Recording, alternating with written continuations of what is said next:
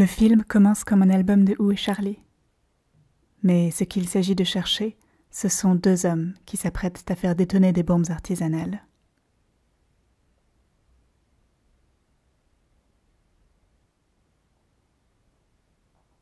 La première fois que j'ai vu ce film, j'ai rapidement compris que ce que le cinéaste voulait montrer, ce n'était pas tant les images de l'attentat que la manière dont les internautes les ont analysées sur le forum reddit.com dans les 48 heures qui ont suivi.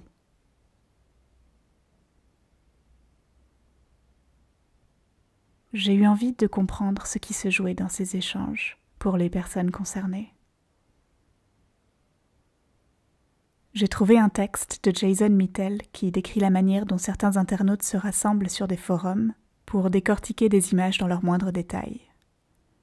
Ça m'a semblé pertinent, mais ce dont il parle en fait, c'est de l'attitude de certains spectateurs de séries télévisées, qu'il appelle des fans détectives.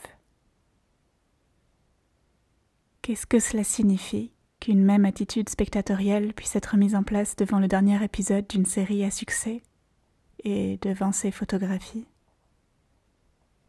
Qu'est-ce qui se joue d'un côté comme de l'autre dans cette recherche désespérée de relations, de liens possibles, de signes non remarqués, fondus dans l'ordre naturel des choses? C'est à ces moments-là, du moins si j'en crois mon journal, que j'ai commencé à imaginer ce film. Un film dans lequel je raconterai mes recherches à partir du film de Chris Kennedy et où l'on me verrait progressivement prise à mon tour par cette frénésie analytique. Et peu à peu, ma recherche elle-même se verrait comme contaminée par la possibilité de significations multiples.